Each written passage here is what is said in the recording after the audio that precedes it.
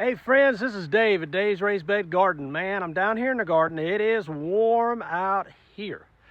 We're having the temperatures in the 90 this week and everything. A couple weeks back, right prior to Memorial Day, we had a bunch of rain that came in, which was really, really good for my area, 7B, Tobacconville, North Carolina, and all of North Carolina. We've had a really bad drought. We're in that situation again. We've been having sporadic showers. We've not had it here in 7B.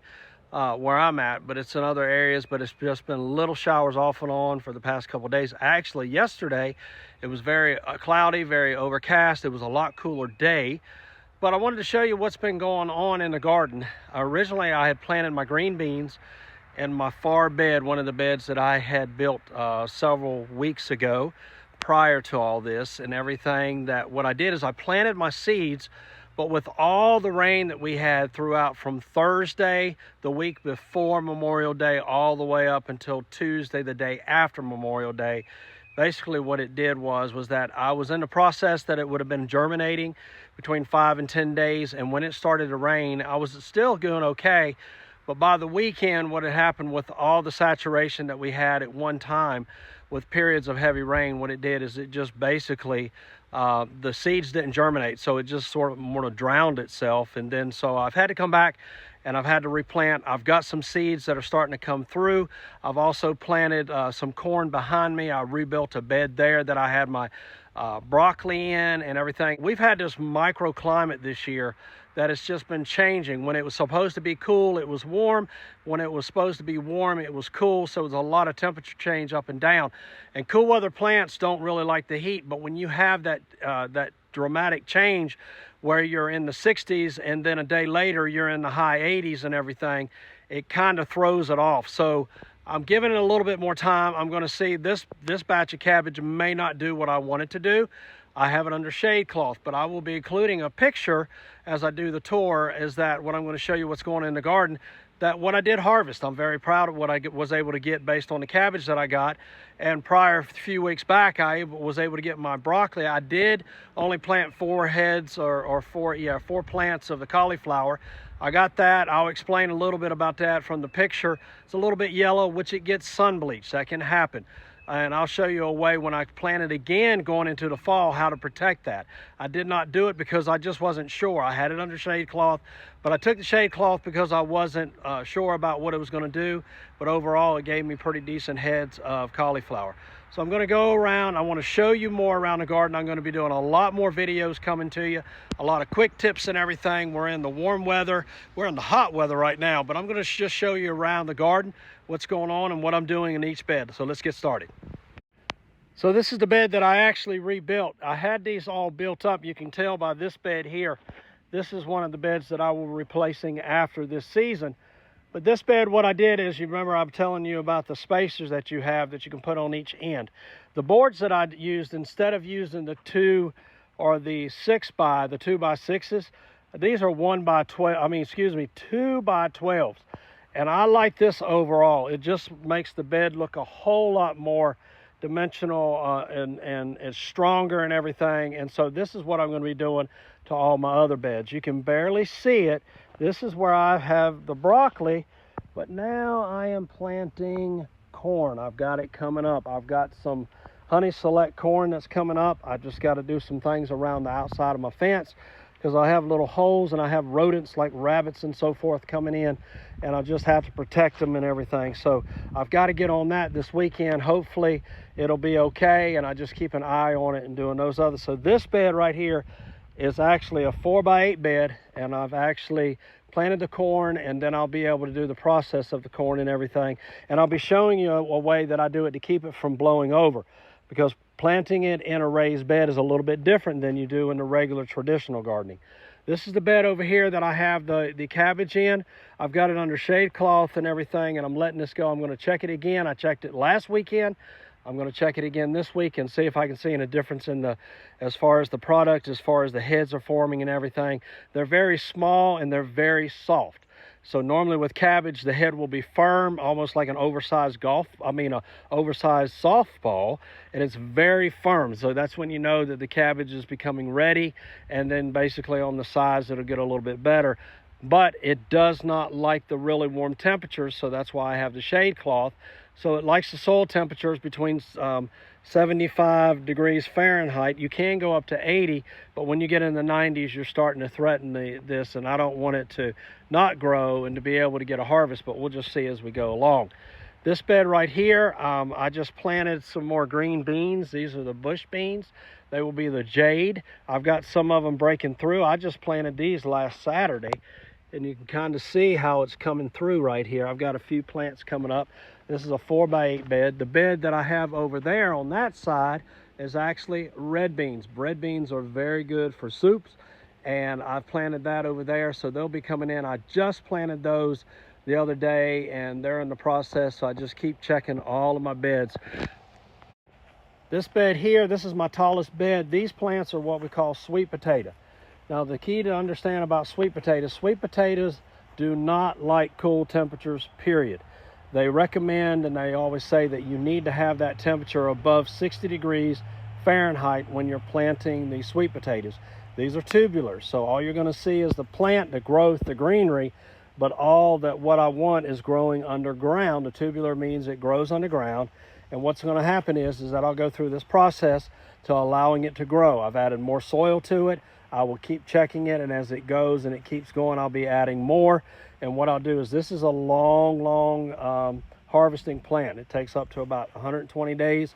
So we're talking about August is when this is going to be ready to come, which is good, because what I'm hoping is that then I can transfer to my cool weather plants. So this is my sweet potatoes. Over in this bed, this is my tomato bed / my cucumber. You can tell with the cattle panel, this is where I have all of my cucumbers growing up. I have the burpless. These are the really long cucumbers. I do have some of the pickling cucumbers, but very few.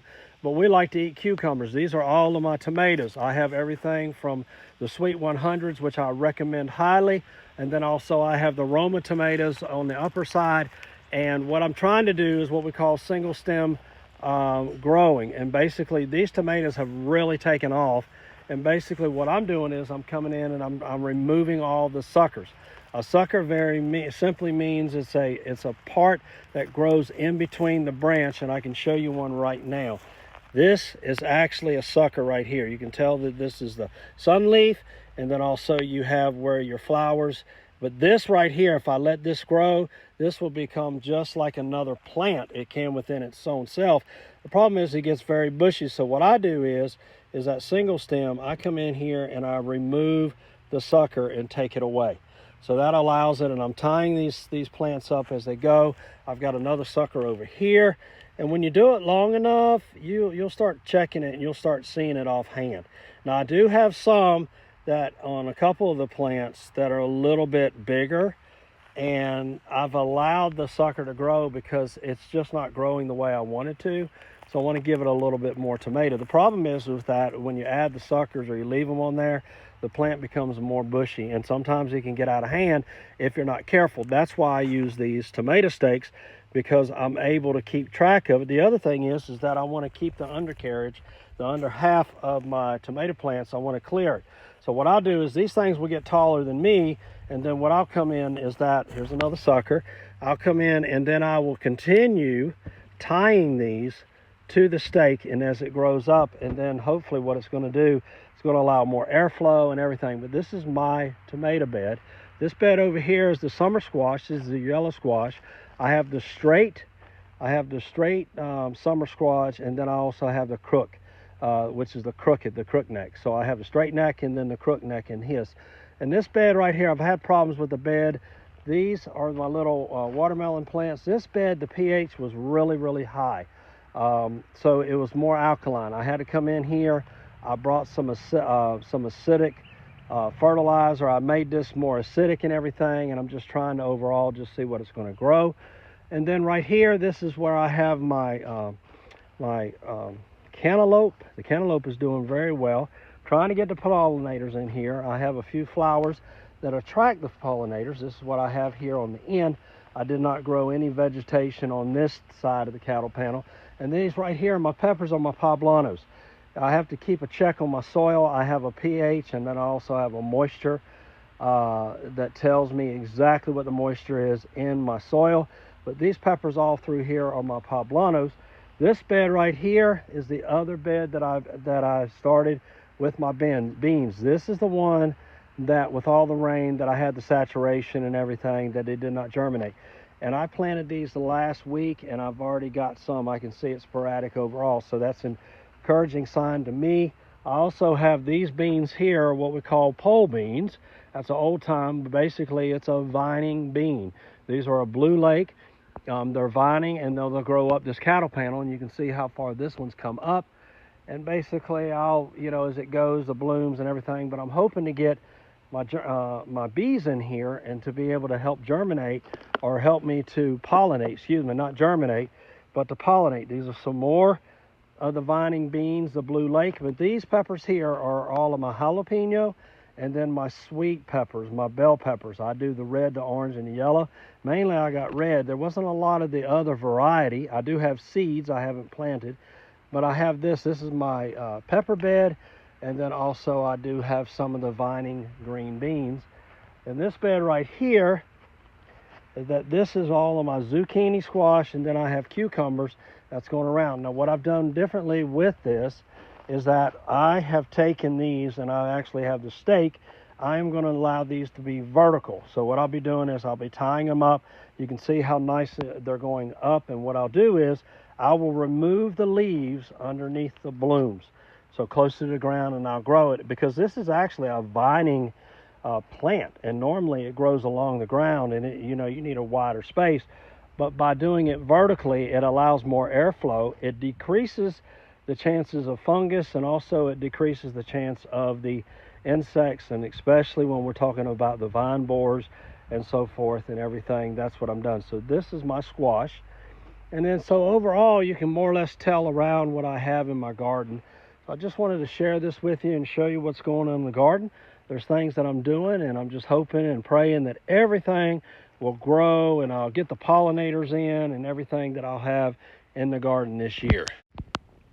So I wanted to just take a few moments just to show you around the garden, show you what's going on down here.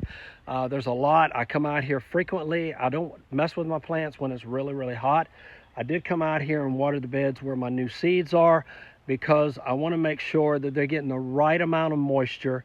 We did not have any rain, so I didn't do it yesterday, but I did it today, and I want to make sure that these plants, because they're new seeds, I want to get them germinated, so I'll spend more time with them and to try to get them developed so they'll start growing and everything. But I constantly check my plants and everything, do some weeding. It's always a new process every day, but it's so relaxing. It's so meaningful to see whatever I'm able to do. So I look forward to showing you more videos. I'm going to be showing you about the vertical growing with the zucchini squash. I also did it with my yellow squash, also with my tomatoes. There's a lot of little things, little quick tips that I'm going to give you.